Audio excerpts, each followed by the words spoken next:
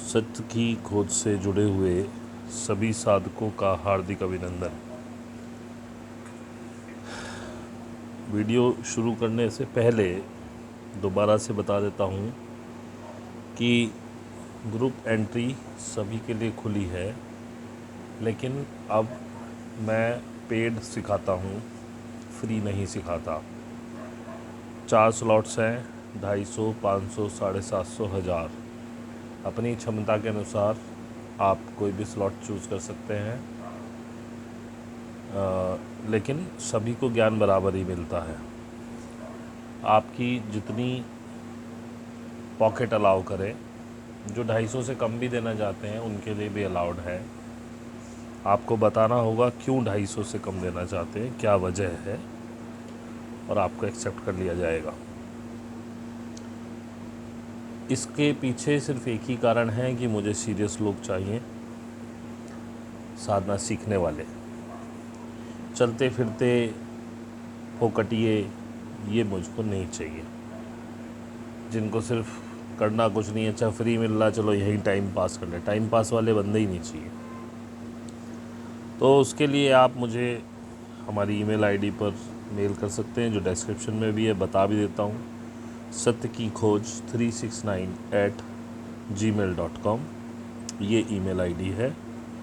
वहाँ पर आप मुझसे संपर्क कर सकते हैं यदि आप मार्गदर्शन में कुंडलिनी जागरण और आगे की साधना करना चाहते हैं। और यदि आपके पास कोई और गुरु है तो वहाँ चले जाइए, कोई प्रॉब्लम नहीं है। अगर आप किसी और माध्यम से करते हैं, किसी गुरु के सानिध्य में करिए, क्योंकि होता क्या है कि जब साधना के अनुभव आते हैं तो कई बार गलत अनुभव भी आते हैं, जिन्हें आप सही समझ लेते हैं। उसको जानने के लिए आवश्यक है गुरु का सानिध्य। बाकी क्या करना है, कैसे करना है, वो मेरे चैनल के सारे वीडियोस में आपको बता दिया गया है। अगर आप उसे फॉलो कर रहे हैं तो भी कुंडलिनी जागरण हो ही जाएगा। लेकिन प्रॉब्लम आती है जब आप गलत अनुभव को सही समझने लगते हैं। जैसे कि अभी हमारे ग्रुप में कल परसों किसी ने डाला कि साधना में मुझे ऐसा लगा कि अंतरिक्ष दिखाई दिया और वहाँ से एक लाइट मेरे ऊपर पड़ी और मुझे बड़ा अच्छा लगा। एक आम आदमी के लिए अनुभव ठीक है, लेकिन जो साधक है, जिसने जो आगे निकला है, सारी चीज़ों को करके ऊपर के चक्रों पे तक पहुंचा है, उसको पता है कि ये अनुभव ठीक नहीं है। तो उनको बताया गया कि ये अनुभव ठीक नहीं है और इस अनुभव को आप कैसे सही कर सकते हैं। इस तरह की चीज़ों के लिए आपको मार्गदर्शन लेना पड़ता है, वरना कोई आवश्यकता नहीं है। क्योंकि बहुत बुरी तरह से नेगेटिविटी ने आपको घेर रखा है, अरकंस ने घेर रखा है, और वो अनुभवों को बदल देते हैं और इस तरह से आपको लगता है कि अनुभव ठीक आ रहा है, लेकिन वो दूसरी तरफ आपकी कुंडलिनी को ले जाते हैं। कुंडलिनी बैठ जाती है और दूसरी तरफ चलना शुरू करते हैं। इसलिए आपका आवश्यकता है। तो जिसको मन है सीखने का और सानिध्य में आगे बढ़ने का, तो वो ग्रुप में जुड़ सकता है। और बाकी सारा ज्ञान अवेलेबल है, वो फ्री ऑफ कॉस्ट है। चैनल पे आप जुड़े रहिए, उन्हें देखते रहिए, वीडियोस को आगे बढ़ते रहिए। जितनी सहायता चैनल के थ्रू कर पा रहा हूँ उतनी करता रहूँगा। तो आज कुछ डिफरेंट टॉपिक्स हैं मेरे पास, लेकिन सबको अगर परमात्मा चाहेगा तो एक माला में पिरो दिया जाएगा।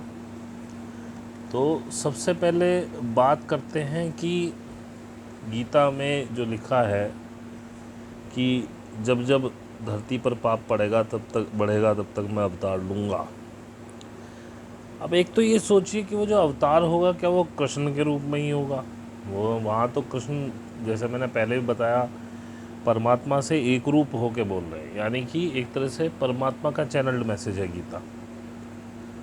तो ये कहना कि जीसस अवतार नहीं है, या मूसा अवतार नहीं थे, या मोहम्मद साहब अवतार नहीं हैं, या नानक अवतार नहीं है, या कबीर अवतार नहीं है, ज्ञानेश्वर जी अवतार नहीं है।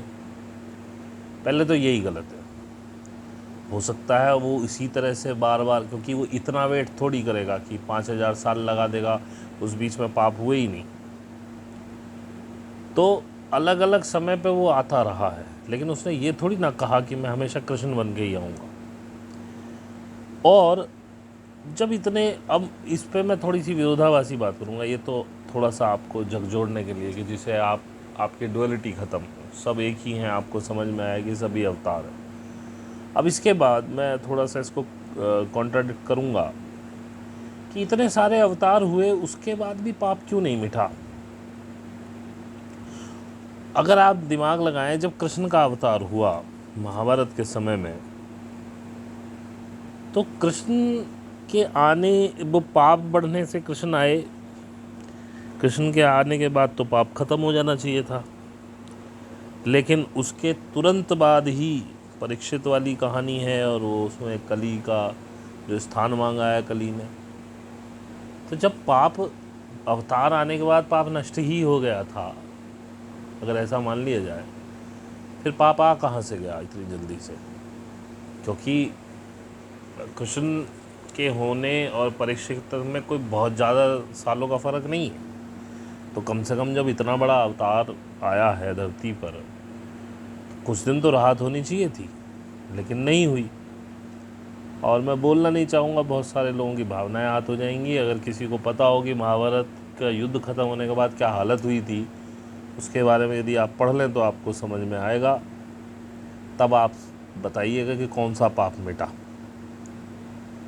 कुछ नहीं है, हर धर्म ग्रंथ को मैनिपुलेट किया गया, कुछ पहले से ही मैनिपुलेटेड हैं, और सबको पता बस यही है कि कोई आपको आके बचाएगा, आप उसका इंतज़ार कर रहे हो, बस आप पागल बने जा रहे हो। जबकि मेरा मानना ये है कि परमात्मा कोई स्पेसिफिक अवतार नहीं लेता है, क्योंकि उसे अवतार लेने की ज़रूरत ही नहीं है, क्योंकि उसकी चेतना शक्ति से ही ये सब चल रहा है। वो तो जिस दिन चाहेगा उस दिन सबको विनाश कर देगा। लेकिन देखा जाए तो सभी तो अवतार हैं। जिन मनुष्यों के अंदर सोल है, आत्मा है, वो अवतार ही तो है परमात्मा का। कैपेसिटी लेके आया भाई। अब जब कोई ऊंचा निकल जाता है, बुद्ध की तरह, महावीर की तरह, कृष्ण की तरह, तो आप उसे अवतार मानने लगते हो। लेकिन उन्होंने कभी ये कहा कि आपके अंदर वो कैपेसिटी नहीं है? आप भी तो, उन्होंने जैसे ये चीज़ पा ली, ऐसे आप भी पा सकते हो। अवतार तो आप सारे ही हो, और मैं शुरू से यही समझा रहा हूँ। क्यों किसी के आगे सर झुकाना, क्यों उन मूर्तियों के आगे या किसी भी बड़े छोटे के आगे सर झुकाना, किसी के पैर क्यों छूना? आप स्वयं ही परमात्मा हो। परमात्मा कभी किसी के आगे झुकता हुआ देखा है आपने? लोगों को ही झुकना पड़ेगा, और आप हो तो सारे ही परमात्मा के अवतार, स्वयं ही परमात्मा हो सारे, तो क्यों झुकना? और जब आप अपने परमात्मा तत्व को प्राप्त हो जाएंगे तो दूसरे झुकेंगे, आप क्यों झुक रहे? आपको झुकने की आवश्यकता ही नहीं है। तो ये हर धर्म में मैनिपुलेशन करके ऐसा कर दिया गया है कि आप किसी ना किसी का वेट कर रहे हो, और ये जानबूझ के डाला गया। और इस मैनिपुलेशन के पीछे एक ही व्यक्ति है कोई, मैं उसका नाम भी ले चुका हूँ कई बार, बार बार नाम लेने से कोई फ़ायदा नहीं। तो उन्हीं ने ये सारे ग्रंथ धर्म के मैनिपुलेट किए हैं, और आपको एक किसी ऐसे व्यक्ति के इंतज़ार में डाल दिया है। आपने खुद कुछ नहीं करना, कोई आपको वहाँ तक पहुँचने नहीं देना चाहता कि आप ही खुद हो। उसके लिए उपनिषद है, अद्वैत वेदांत है आदि गुरु शंकराचार्य का। लेकिन आप देखिए, जो आज के शंकराचार्य हैं वही क्या अद्वैत वेदांत पर चल रहे हैं? ये मैंने पिछले वीडियो में भी कहीं कहा था। तो जैसे मैं कहता हूँ कि अपने आप में उतरना पड़ेगा, अपने अंदर झांकना पड़ेगा, स्वयं के उस परमात्मा तत्व को पाना पड़ेगा, ये जो आपके अंदर जो एक आईना है या जो सागर है जिस पे कबाड़ा चढ़ गया, ऊपर धूल चढ़ गई है, ये जो भौतिकवाद की, और इसमें हमारे माँ बाप या आप स्वयं ने भी कोई कम नहीं किया है उस धूल को बढ़ाने का कार्य, क्योंकि आप स्वयं तक तो ये इतनी मैट्रिक्स क्रिएट कर दी गई, ये इतनी माया जाल है।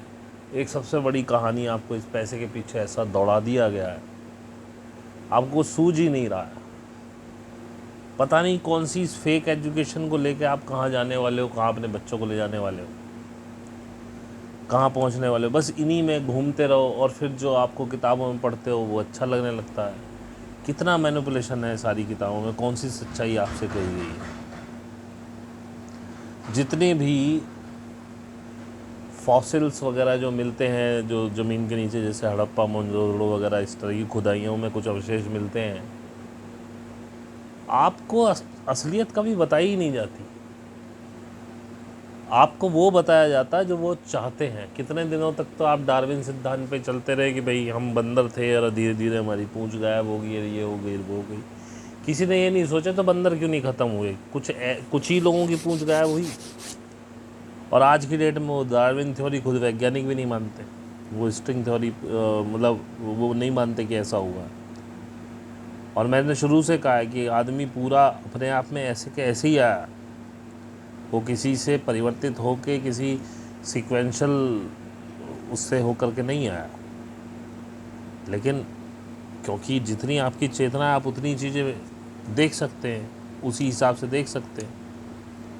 अब जैसा कि मैंने शुरू में भी बताया, अब मैंने कहा तो है, शुरू में भी कहा, मैं आज भी कहता हूँ, आप अपने गुरु स्वयं ही हैं। सहज योग में आप स्वयं के गुरु हो जाते हैं। लेकिन प्रॉब्लम इतनी है कि जो आर्कन्स हैं ये आपको इतने मैनिपुलेट करते हैं आपके माइंड को, कि उस मैनिपुलेशन से बचने के लिए आपको गुरु की आवश्यकता है। यदि ये आर्कन्स ना होते तो बिल्कुल आप अपने गुरु, और गुरु तो आप अपने तब भी हैं, क्योंकि कुंडलिनी तो आप अपनी स्वयं ही चला रहे हैं ना, वो तो कोई नहीं चला रहा। लेकिन जब उसमें नेगेटिव अटैक्स होते हैं, जब आपका साधना करने को मन नहीं करता है, या अचानक से साधना करने के बाद आपके घर में क्लेश बढ़ जाते हैं, बहुत सी विपत्तियाँ आ जाती हैं आपके पास, उनको कैसे काउंटर करना है। बहुत से लोग साधना छोड़ के बैठ जाते हैं, फिर फंस गए उसी में जो आज तक फंसते आ रहे हैं। वहाँ पे आपको सदगुरु की, किसी गुरु की, सदगुरु ही बोलूँगा, जो अच्छा गुरु, उसकी ज़रूरत होती है, क्योंकि उसके पास वो अनुभव है कहाँ कैसे निकलना, क्योंकि वो सब पार करके ही आया हुआ है। वो भी एक इंसान है आप ही की तरह, वो कोई ऊपर से बन के नहीं उतरा है।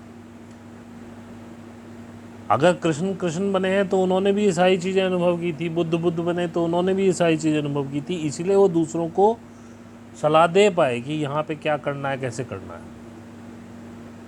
अब मेरे वीडियोस देख करके कुंडलनी तो आपकी चल जाएगी, लेकिन आपके जो अनुभव हो रहे हैं, आपके शरीर में जो मूवमेंट्स हो रहे हैं, उनको कौन पहचानेगा कि ये सही जा रहे हो कि गलत जा रहे हो, और कौन तुम्हें गाइड करेगा कि भाई नहीं ये वाला मूवमेंट गलत था, या ये वाला अनुभव तुम्हारा गलत आया, ये ऐसे नहीं होता है, इससे बचने के लिए ये करो या वो करो या जो भी करो। तो उसके लिए तुम्हें गुरु की आवश्यकता होती है, बाकी तुम्हें कोई आवश्यकता नहीं है। आप मेरे वीडियोस देखिए, साधना कैसे करें, सरेंडर टू माँ कुंडलनी, भाव में आइए, चालू कर दीजिए। जितने शुद्ध भाव से, बच्चे जैसे भोलेपन से आप उसे पुकारोगे वो चल जाएगी, वो कोई बड़ी बात नहीं है। लेकिन उसके बाद जो किस तरह से आपको परीक्षाएं, नहीं, बहुत परीक्षाएं भैया हमारी अभी तक भी चल ही रही हैं, और ये पता नहीं कब तक चलती ही रहेंगी। और जब तक आप किसी चीज़ के लायक नहीं हो जाओगे, परमात्मा वो चीज़ आपको देने वाला है नहीं किसी भी तरीके से, ये भी आप मान के चलिएगा। फ्री कुछ नहीं मिलता है परमात्मा के, वो तो हर चीज़ पे आपको इतना ज़्यादा सख्त करके सेट करता है, और उसी से जितनी आपके लिए परेशानियां आती हैं, एक्चुअली उससे लोग बाग मैदान छोड़ के भाग जाते हैं। जबकि इसको देखना है ऐसा चीज़, जितनी परेशानियां आ रही हैं वो आपको और टफ बनाता जा रहा है। ज़िंदगी कुंडलनी आपको और सिखा रही है, वो बिल्कुल परफेक्ट बना के छोड़ेगी आपको। और जब तक आप किसी चीज़ के लायक नहीं बन जाओगे तब तक वो चीज़ कुंडलनी देने वाली नहीं है। वो आजकल के माँ बाप की तरह नहीं है कि बच्चे ने 2 आंसू बहा दिए मोबाइल लेने के लिए, चल मोबाइल ले ले, दिलवा दिए। वो तो पूरा आपको कस के तपा के, ऐसे समझो कि जब सोना निखरता है उसे तपाया जाता है, तो जो उसकी कंडीशन होती होगी ना सोने के अंदर से, वो स्थिति आपकी हो जाएगी, इतना उबाला जाएगा आपको। और ये हिम्मत वालों का काम है, ये वैसे ही कायरों का काम नहीं है साधना में आना। आपने सोचा, आप बैठ गए, वाइब्रेशन आ गई, आपकी बॉडी घूमनी शुरू हो गई, अब हो गए आप पार। ऐसे नहीं होते पार, तो बहुत हर्डल्स हैं। वहीं पे वो जो सदगुरु होता है वहीं पे काम आता है। जैसे मैंने पहले बताया, करोड़ों में से कोई एक आदमी होता है जिसे परमात्मा स्वयं गाइड कर दे, जैसे मेरे साथ हुआ। मेरा कोई वैसा गुरु नहीं, लेकिन मुझे हर तरह से अलग अलग गुरु मिलते रहे, अलग अलग वीडियोज़ या और भी कई तरीके से मेरे को गाइडेंस आती नहीं, प्लस परमात्मा भी खींचा खाच कर ही लेता था मेरे साथ। लेकिन ज़रूरी नहीं है, हो सकता है आपके अंदर भी वो, मैं डिनाई भी नहीं कर रहा हूँ। अगर है तो आपको किसी की ज़रूरत ही नहीं है, लेकिन नहीं है तो किसी की ज़रूरत पड़ेगी जो हाथ पकड़ के खींचे आपको, आजा बेटा कोई बात नहीं, होता है इसमें, चल। और उसमें ताकत भी होती है, वो थोड़ा सा आपको ईज़ भी करेगा, ईज़ करना भी सिखाएगा। अभी जैसे हमारे ग्रुप का लड़का वगैरह, भैया बहुत गुस्सा आ रहा है, ये है वो है, कुछ उसकी फैमिली में चल रहा होगा, तो गुस्सा क्यों आ रहा है, ये ऐसा कर रहे हैं। मैंने कहा भाई गुस्सा इसलिए आ रहा है कि अभी तुम्हारे अंदर विरोध है जो हो रहा है उसके प्रति, और मैंने ये सिखाया कि तुम जो हो रहा है उसको मान लो, ये ऐसे ही होना था और बिल्कुल ठीक हो रहा है, गुस्सा ख़त्म हो जाएगा। अब ये तो मैं नहीं जानता, क्योंकि इतना कहना, जितना कहना आसान है इतना आसान है नहीं, वहाँ तक पहुँचना बड़ा मुश्किल होता है,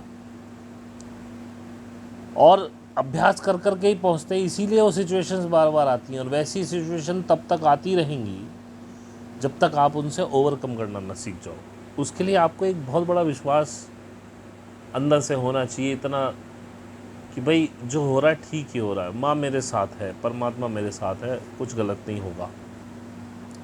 उतना दृढ़ विश्वास बनाना बड़ा कैड़ा काम है।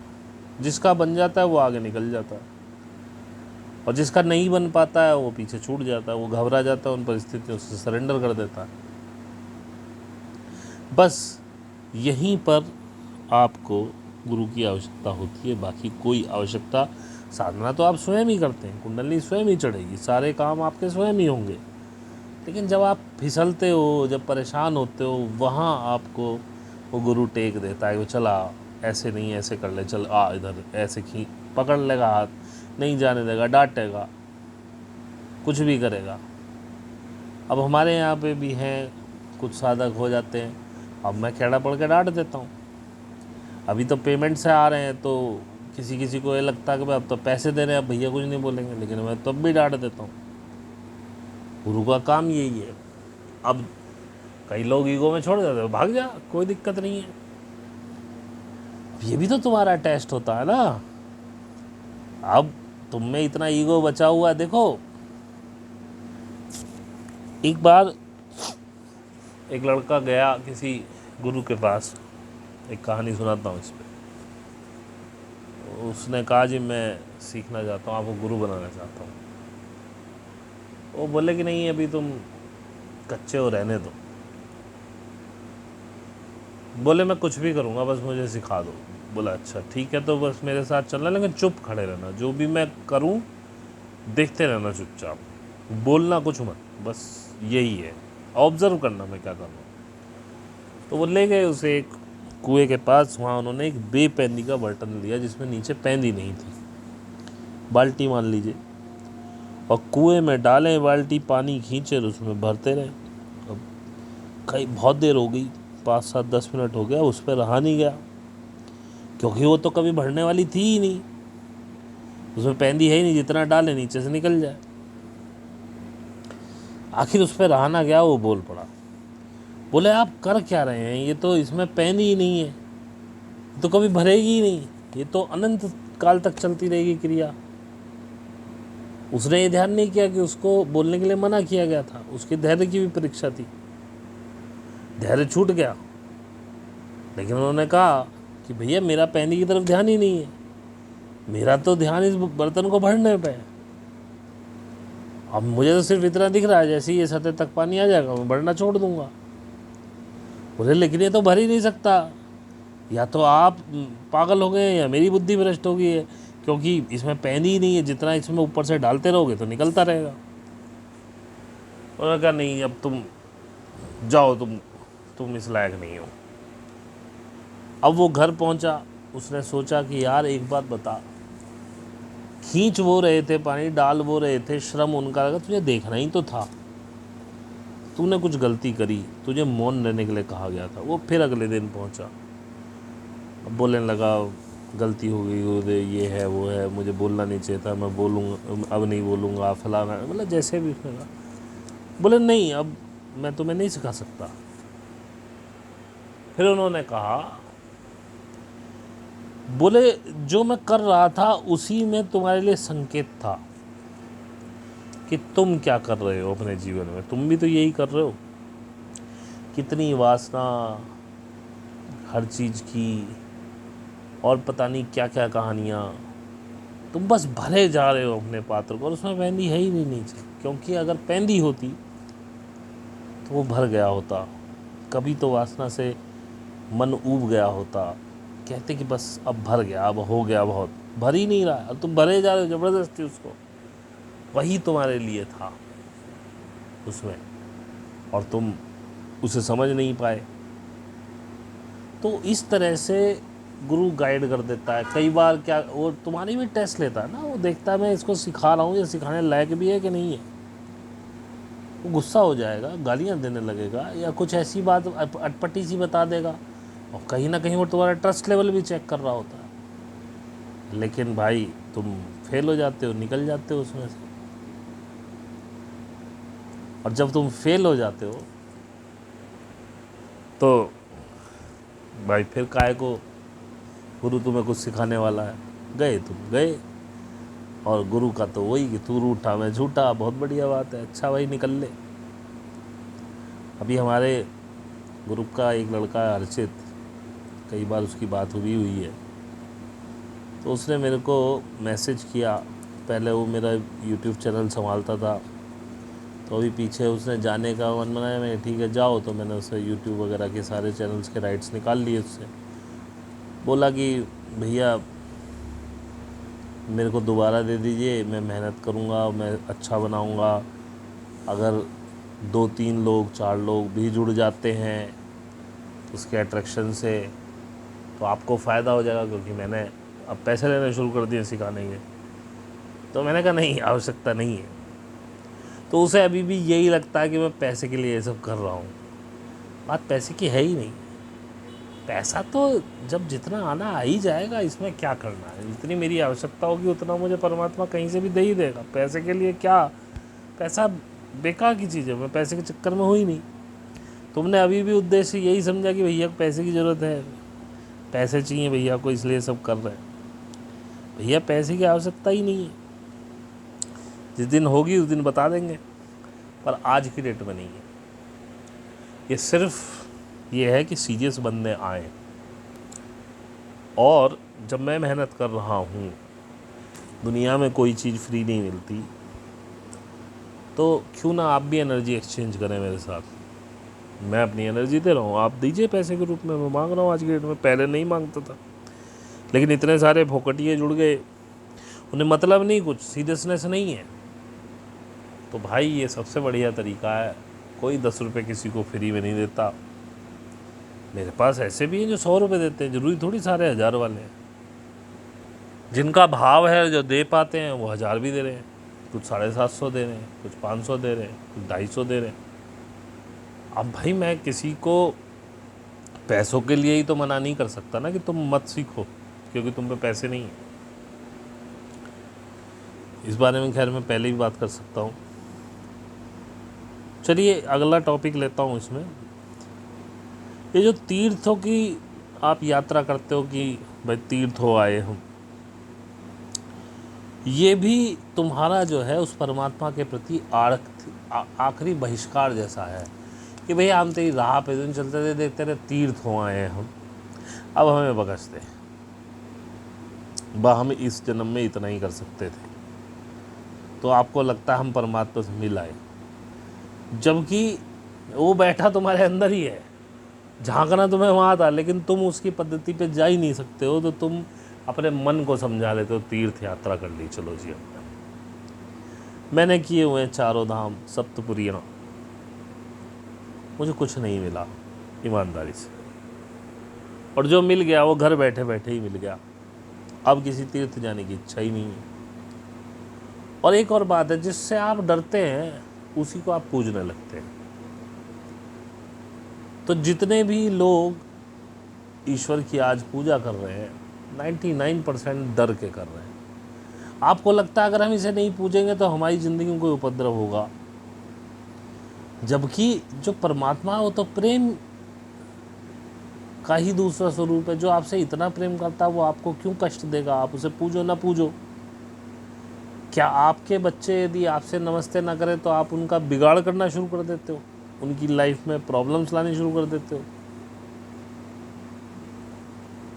या ऐसे करें कि मतलब वो आपकी आदर तो करता हो लेकिन आपको पूजता ना हो, जैसी आप उससे अपेक्षा रखते हो, तो क्या आप उसकी ज़िंदगी बिगाड़ दोगे? आपको लगेगा भाई ठीक है, हमारा आदर तो करता, हमारा बच्चा है, और अपने बच्चे को कौन कष्ट देना चाहता है? ऐसी परमात्मा है। और आपके अंदर तो फिर भी स्वार्थ भरे हो, उसके अंदर तो स्वार्थ भी नहीं है, उसकी तो इच्छा भी नहीं है कि आप उसे पूजो। लेकिन जब आप डरते हो, जिससे भी डरते हो उसकी आप पूजा करने लगते हो। और पूजा करना भी यही है कि भगवान देखो भाई हमसे इतना ही हो सकता, अब हम पे जरा कृपा बना। अबे अगर ईश्वर है तो वो तुम्हारे ऊपर नाराज होगा ही क्यों? और तीर्थों से तुम उसका आखिरी बहिष्कार कर देते हो, भैया हम बस इतना ही कर सकते थे। शॉर्टकट मारने की आदत पड़ चुकी है, क्योंकि साधना बड़ा लॉन्ग कट है, उसे तो निरंतर करता रहना पड़ता है, तो पूरा अभ्यास है, वो तो चलता ही रहेगा, उसे आप रोक नहीं सकते। लेकिन पहली बात तो वहाँ तक कोई पहुँच पाए, उस रस को चख ले। 2 साल की अथाह मेहनत के बाद आज 76 लोग मेरे पास हैं ग्रुप में। ये 2 साल की मेहनत का नतीजा है। अब आप समझिए कि कितने कम लोग इस लाइन पर चल पाते, किन के हृदय धड़कते हैं कि हाँ हमें। और ये सारे लोग, मुझे पता है कोई बहुत बड़ी अमीर हस्ती नहीं है, कोई इक्का दुक्का कोई होगा जो अमीर होगा, वो सोच रहा होगा कि मैं मुझे कुछ करना है, वरना तो वो अपने भोग विलास में लगा हुआ है। अभी मैं एक खबर पढ़ रहा था, बेंगलुरु में कोई इंजीनियर है, गूगल जैसी किसी बड़ी कंपनी में 58 लाख की पैकेज है उसका। उसने अखबार में लिखा है कि मैं दुखी हूँ, मेरे पास कोई अपना नहीं है। यदि पैसे से खुशी मांगी जा सकती या ली जा सकती तो वो क्यों दुखी है? वो कह रहा है मेरे पास पैसा बहुत है, मैं हर चीज़ खरीद सकता हूँ अपने ऐशो आराम की, लेकिन फिर भी दुखी हूँ। और उसकी शादी कर दो, उसकी गर्लफ्रेंड हो जाए, कुछ भी, वो दुखी ही रहने वाला है। गाड़ी घोड़े की कोई कमी नहीं है, 58 लाख का पैकेज कम नहीं होता, लेकिन वो खुश नहीं रह सकता, क्योंकि जो असली खुशी है उसका तो किसी को पता ही नहीं है। हाँ, जो हमारे साधक हैं, चाहे वो कम पैसे वाले भी हैं, चाहे वो इतने ही सक्षम है कि 100 रुपये ही दे पाएंगे महीने के, लेकिन वो उस खुशी, उस आनंद को जानते हैं। क्योंकि पैसे से आनंद कभी किसी को मिला नहीं। पैसे से आप भोग सकते हो, आनंद नहीं ले सकते। और आप देखिए, यदि आप पंडितों मौलवियों के पास जाएं तो वो वर्तमान की बातें कभी नहीं करेंगे, क्योंकि वर्तमान को परखा जा सकता है। अगर वो आज की, अभी की बात करें तो आप परख लोगे कि सही कह रहा है, गलत कह रहा है। वो हमेशा अधिकतर तो अतीत की बातें करेंगे। कोई कृष्ण को गाया जा रहा, कोई राम को गाया जा रहा, कोई बुद्ध को गाया जा रहा, कोई मोहम्मद साहब को गाया जा रहा, जबकि उन्होंने उनकी कही हुई चीज़ों को अपने हिसाब से मोल्ड कर लिया है। अब कृष्ण ने कब क्या करा, कुछ भी उन्होंने बना दी, कोई मनगढ़ंत कहानी। कैसे प्रमाणित करोगे? कृष्ण तो है ही नहीं, वो समय जा चुका। और कोई ऐसा भी नहीं बचा आपके दादे परदादों 5-7 पीढ़ी पीछे भी कि किसी ने कृष्ण को देखा हो।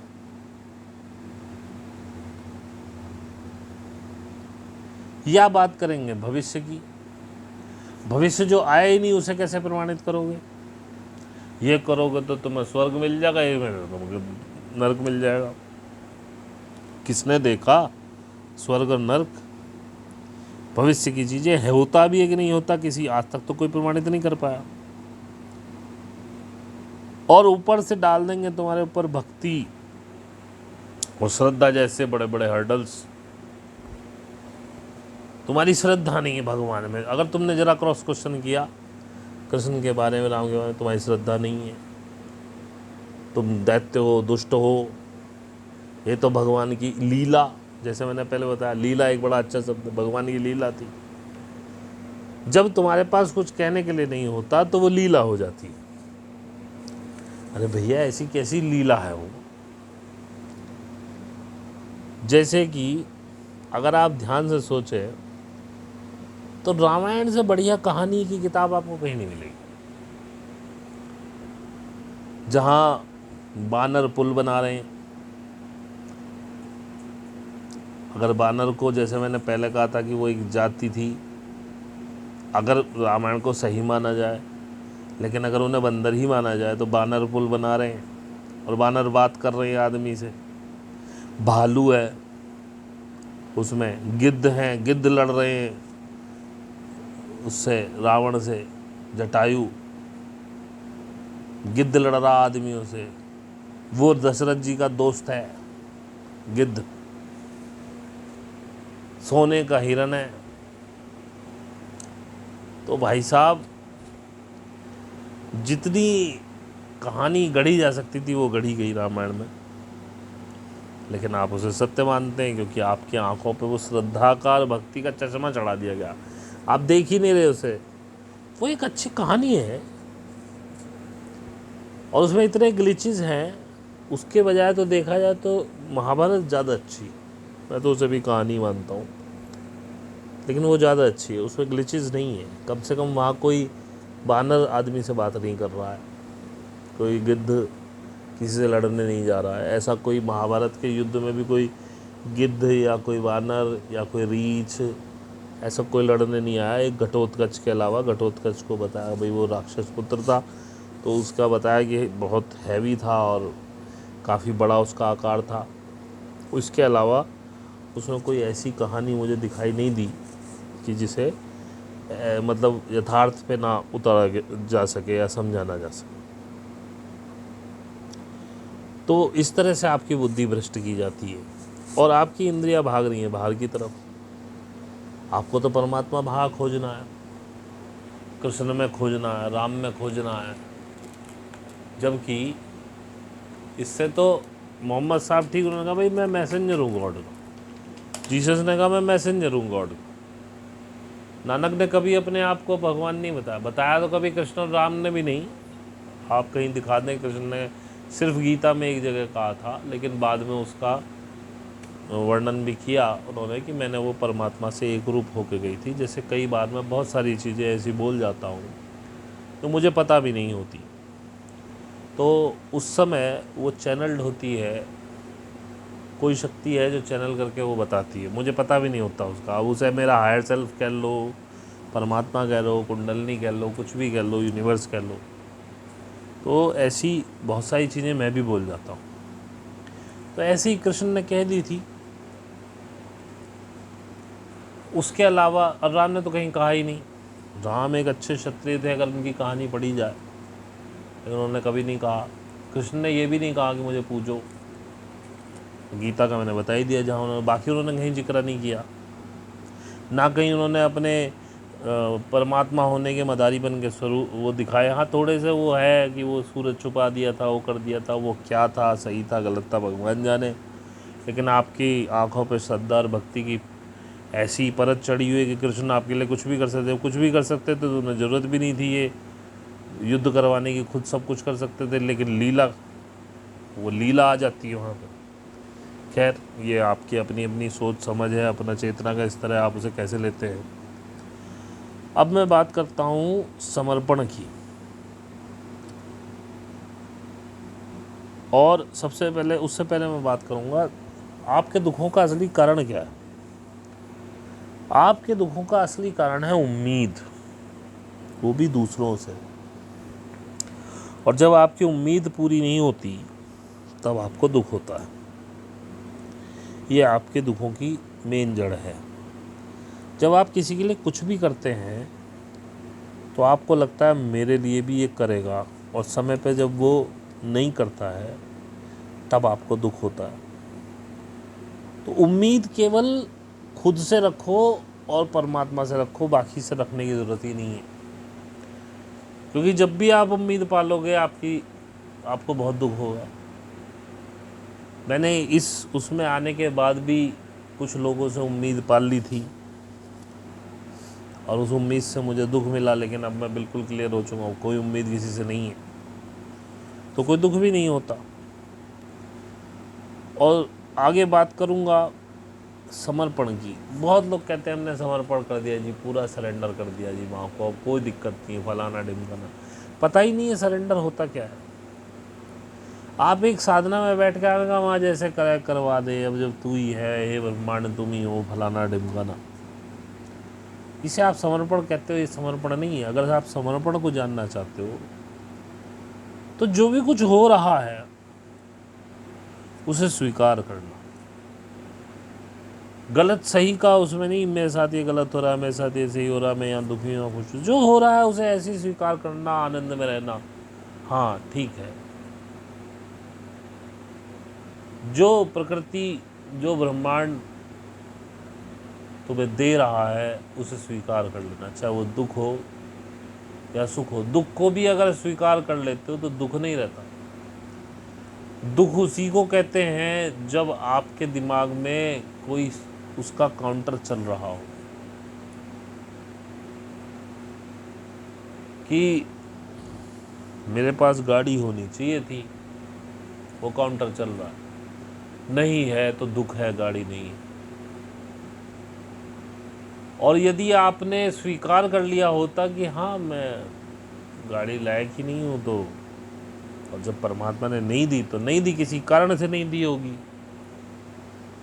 तो वहाँ होता है समर्पण। फिर दुख नहीं आएगा क्योंकि आप काउंटर कर ही नहीं रहे हो।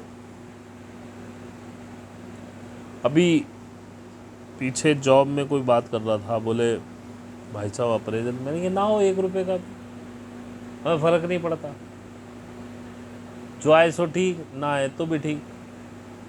तो बोला फिर तो सही है आपका, फिर आप किसी से क्यों दबने लगे। मैंने कहा हाँ, इसलिए मैं स्वतंत्र होकर काम करता हूँ, मुझे चाह ही नहीं, क्योंकि जितना मुझे मिल रहा उतना मैंने स्वीकार कर लिया। अब आगे कुछ किसी को मेरा काम अच्छा लगे, को बढ़ा के दे तो भी ठीक, नहीं बढ़ा के दे तो भी ठीक। तो जो हो रहा है उसको स्वीकार करना ही समर्पण है। जब आपकी शिकायत ही ना उठे किसी बात की, यदि आपके मन में ये भी शिकायत उठ गई, ए भगवान बता तूने क्या हाल कर दिया मेरा, मैं तो सब उसमें ठीक हूँ पर इतना भी बुरा नहीं, अब फिर समर्पण कैसा। अब आपकी पति से नहीं बन रही, या आपके पति पूजा पाठ नहीं कर रहे, या साधना नहीं कर रहे, अब आपको प्रॉब्लम है। समर्पण काय का समर्पण? अगर प्रॉब्लम है तो समर्पण हो ही नहीं सकता। अगर समर्पण होगा तो प्रॉब्लम नहीं हो सकती। तो सीधी सीधी ज़िंदगी में एक चीज़ देख लो, यदि आपको कोई प्रॉब्लम है और आप कह रहे हो कि मैंने समर्पण कर दिया पूरा, तो आप झूठ बोल रहे हो, समर्पण नहीं हुआ। क्योंकि समर्पण होने के बाद प्रॉब्लम नहीं रहती। और समर्पण लगता है आपने कर दिया, पर होता नहीं। इसको भी अर्न करना पड़ता है, ये साधना से आता है। धीरे धीरे एक एक स्टेप आगे चलते जाओगे, बहुत सी परिस्थितियां सामने आती जाएंगी, उनको काउंटर करते जाओगे। काउंटर करते करते करते करते वो समर्पण धीरे धीरे धीरे धीरे बढ़ता है। कोई व्यक्ति कह दे साधना के 6 महीने, साल भर, 1.5 साल बाद कि मैं समर्पण में आ गया, पूरा गलत। और जो समर्पण में आता फिर थोड़े दिन बाद ही कहता है मुझे इस बात का कष्ट है। अगर तुझे कष्ट है तो समर्पण क्या हुआ? क्योंकि समर्पण में आने के बाद कष्ट नहीं होता। ये एक ही उसका चेक पॉइंट है अपना। यदि आपको किसी भी कारण से कैसे भी कष्ट हुआ है तो समर्पण नहीं है। अब मैं इस पर कुछ उदाहरण दे सकता था, लेकिन अभी थोड़ा जल्दी है। मेरे साथ भी बहुत कुछ चल रहा है और मुझे कोई कष्ट नहीं है। मैं आनंद से देख रहा हूँ उसको। साक्षी भाव आना ही समर्पण है। यह कहते कि जब समर्पण पूरा हो जाए तब साक्षी भाव उत्पन्न हो ही जाता पूरी तरह से।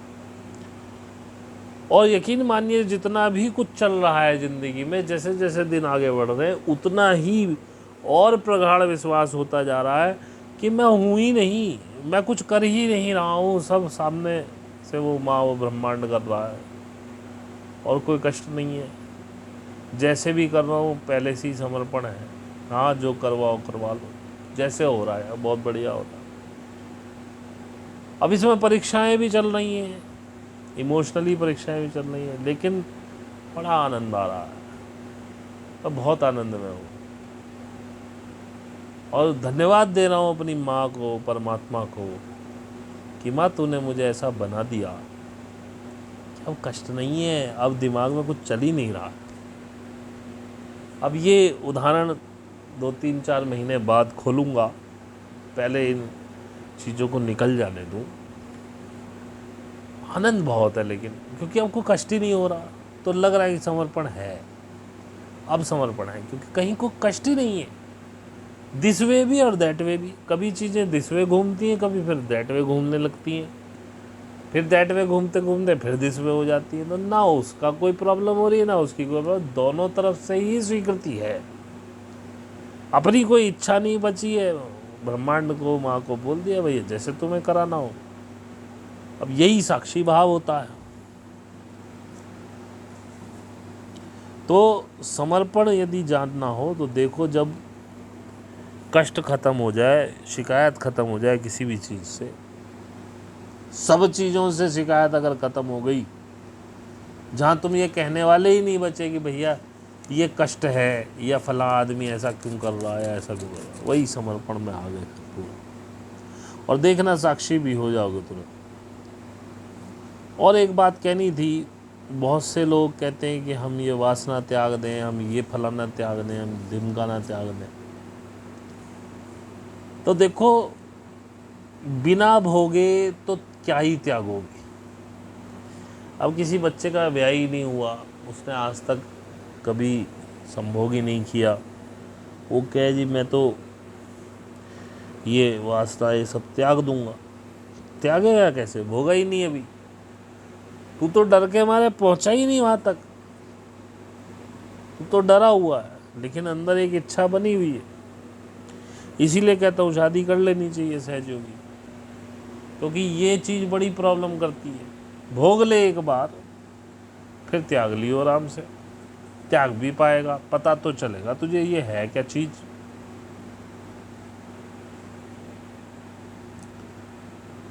और जब तक भोगोगे नहीं, वासना का स्वभाव भी कैसे पता चलेगा, ये होता क्या है, कैसे होता है। और अगर हो पाओ, तुम में इतनी हो तो ना भोगो ना त्यागो, सहज हो जाओ। सहज में तो बहुत बढ़िया चीज़ है। सहज में वही मैंने वो समर्पण की भावना ही सहज है। एक तरह से समर्पण आ गया कि अगर ईश्वर भोगने का मौका दे रहा है तो भोग डालो, और अगर त्यागने का हिसाब किताब बन रहा है तो त्याग दो, मिल जाए तो भी ठीक, ना मिल जाए तो भी ठीक। अगर ईश्वर चाहता है आप भोग, ऐसे सर्कमस्टांसेस बन रहे हैं तो उन्हें भी स्वीकार कर लो, और अगर ऐसे सर्कमस्टांसेस बनने के त्यागना पड़ेगा तो उसे भी स्वीकार कर लो। नहीं करते, लेकिन ये साधना से आएगा और धीरे धीरे आएगा।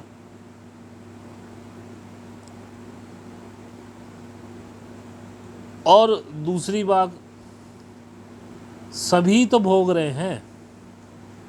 अगर आप कृष्ण के या राधा के किसी विग्रह के प्रति प्रेम या आकर्षण, और आप कहते हो कि हम तो राधा कृष्ण के प्रेम में हैं, तो वो भी आप भोग ही रहे हो, उसको त्यागा तो है ही नहीं आपने कुछ। अगर मैं कहूँ कुंडलनी जागरण का अनुभव आ गया आपको, वाइब्रेशन आ गई, और आप जब रोज़ बैठते हो और सोचते हो आज वाइब्रेशन कम आई, आज ज़्यादा आई, आज नहीं आई, तो वो भी उस कुंडली के अनुभव को भोगने की ही इच्छा है, और ये इतनी जल्दी तो नहीं जाती। लेकिन एक समय ऐसा आता है जब आपको ये नहीं पता होता कि आप कब बैठे थे, कब उठ गए, क्या क्या हुआ, कोई अनुभव आया भी कि नहीं आया, आया तो क्यों आया, ऐसी कोई चेष्टा नहीं है, नहीं आया तो क्यों नहीं आया, ऐसी कोई चेष्टा नहीं। तब वो भोग खत्म होता है, तब समझो आपने त्याग दिया। नहीं तो कुंडलनी जागरण में भी जो आप बैठ के साधना कर रहे हो, ये भी भोग ही है। और अगर किसी का कुंडलनी जागरण हो जाए, अनुभव आ जाए, वो सोचे मंजिल पे पहुंच गया, नहीं, मंजिल अभी बहुत दूर है। मंजिल पे पहुंचने का यदि एहसास हो गया कि मैं तो पहुंच गया, तो बहुत ही दूर हो। क्योंकि जब मंजिल आएगी तब मंजिल पे पहुंचने का एहसास नहीं होगा, तब दृष्टा ही दृश्य बन जाएगा, तुम ही देखने वाले हो जाओगे। परमात्मा नाम की कोई चीज रहेगी ही नहीं, तुम ही तुम हो जाओगे, या परमात्मा क्या है कि परमात्मा ही परमात्मा हो जाएगा वो। अब वो भी मंजिल नहीं है और आगे अनंत है, इसे तो करते ही जाना है। लेकिन इसे जानने के लिए सबसे पहले श्रद्धा जरूरी है। अगर श्रद्धा नहीं उत्पन्न हुई तो क्या जाना, जान ही नहीं पाओगे। श्रद्धा का होना बहुत ज़्यादा जरूरी है। मेरे साथ जो लोग जुड़े हुए हैं ग्रुप में, वो भी किसी श्रद्धा से ही जुड़े हुए हैं। श्रद्धा है इसलिए बैठे हैं और आगे बढ़ रहे हैं। हाँ, अभी तो मेरे अंदर ही बहुत कचाई है, उनके अंदर तो बहुत ज़्यादा है, पर बढ़ रहे हैं खड़ा में धीरे धीरे, उन्हें कुछ मिल ही रहा है। मैंने बोला ना, कोई 10 रुपया नहीं देता किसी को। अगर वो पैसे दे करके सीख रहे हैं तो उन्हें अवश्य इस बात का एहसास हुआ है कि हम जो सीख रहे हैं वो इसकी वैल्यू इससे ज़्यादा है। आदमी का स्वभाव होता है, वो कम पैसे में ज़्यादा चीज़ें सीखना चाहता है। कुछ लोग ऐसे भी हैं जो चाहते हैं कि वो 1000 रुपये से ज़्यादा दें, लेकिन मैंने रेस्ट्रिक्ट किया हुआ है, नहीं, 1000 से ज़्यादा कोई नहीं देगा। क्योंकि उनके पास भी है, उनकी ऐसी श्रद्धा भी है कि भैया जो सिखा रहे हैं उसकी वैल्यू इससे कहीं ज़्यादा, और हम दे सकते तो हम दें। बहुत से कृपण भी हैं जो दे सकते पर देना नहीं चाहते, लेकिन उनके लिए भी कोई प्रॉब्लम नहीं। भाई ये तुम जानो, अगर तुम घपला कर रहे हो तो तुम्हारी कुंडलनी अपने आप इस पे रिस्पॉन्ड करेगी, क्योंकि वो तो जानती है।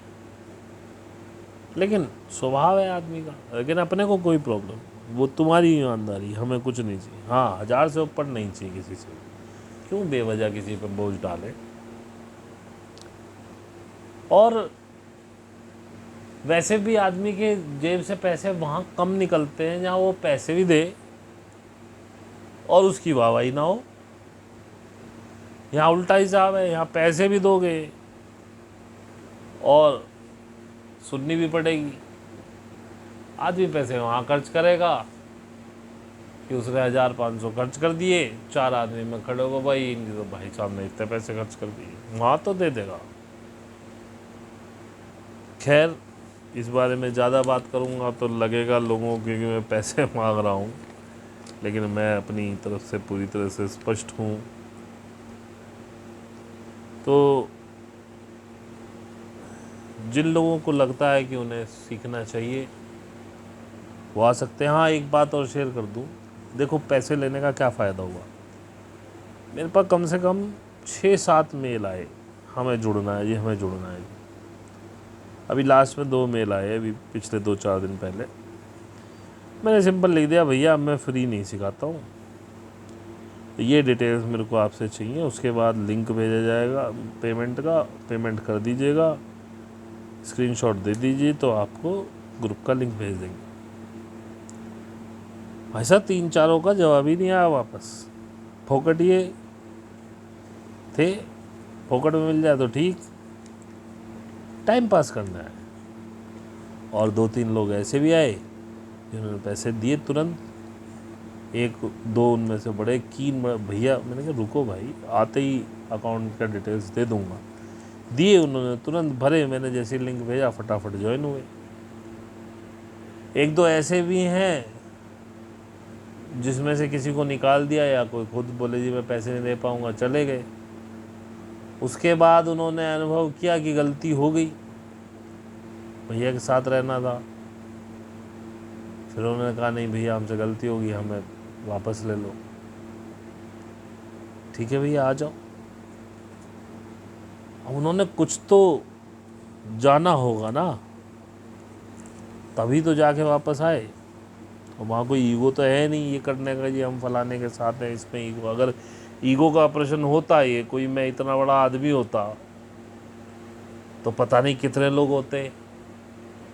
जैसे कि अगर आज एक सलमान खान को ग्रुप बना दे और बोले भैया मेरे ग्रुप में आने की 5,000 फीस है, मैं बताता हूँ लाखों आदमी उसकी ग्रुप में चले जाए कि मुझसे वहाँ आप बात कर सकते हो। वो ईगो का भी प्रश्न है ना, हम सलमान खान के ग्रुप में हैं तो भैया मैं एक साधारण सा आदमी हूँ, तो मेरे से जुड़ के किसी की ईगो तो शांत होने वाली नहीं। लेकिन हाँ, अब मैं संतुष्ट हूँ कि जो लोग हैं कम से कम सीरियस है, वो इस इच्छा से ही जुड़े हुए हैं कि हमें कुछ सीखना है, सीखते भी हैं। मीट में भी प्रेजेंस बढ़ी है, क्योंकि जो असली चीज़ सिखाता हूँ वो मीट में ही सिखाता हूँ।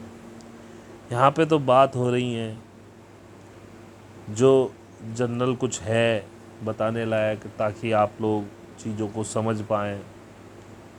और इसमें भी पूरा ज्ञान देने की कोशिश करता हूँ, लेकिन वहाँ पे डिस्कस होता है लोगों के अनुभव के बारे में, कैसे अनुभव आ रहे हैं, अच्छा आपको ये ठीक आ रहा है, ये गलत आ रहा है।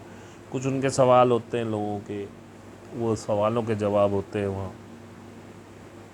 अब जैसे इस सैटरडे नाइट को उनका गाइडेड मेडिटेशन भी होगा, क्योंकि जैसा मैंने बोला था कि 2 से मिनिमम 2 मैक्सिमम 4 मेडिटेशन गाइडेड आपको कराए जाएंगे।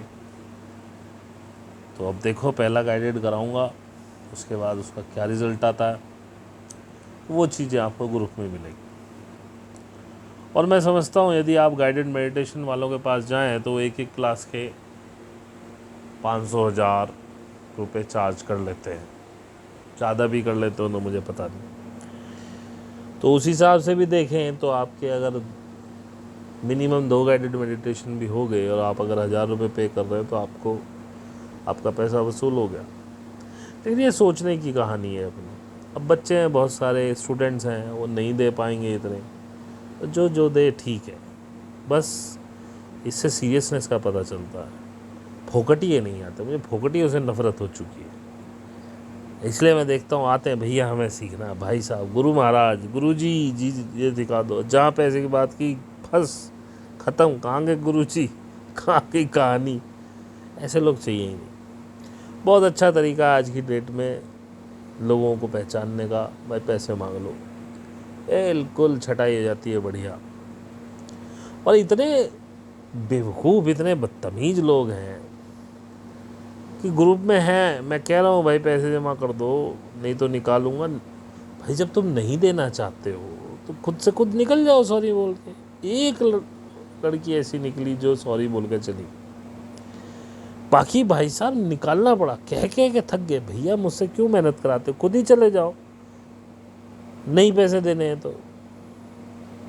भाई साहब 10-12 लोगों को फिर निकाला, ये स्थिति है। उनमें से एक भैया आए कि मुझे रहना, ठीक है भैया आ जाओ। उन्होंने कहा मैं ज़्यादा पैसे नहीं दे सकता, मैं 100 रुपये, ठीक है भाई 100 रुपये में आ जा। लेकिन उसका मन था, वो आया और आके बड़े इज्जत से उसने बोला थैंक यू जी, आपने मुझे ऐड कर लिया, क्योंकि बात पैसे की थी ही नहीं। तो ऐसे ऐसे बदतमीज लोग हैं दुनिया में। चलिए आज के लिए बस इतना ही, आपका बहुत बहुत धन्यवाद।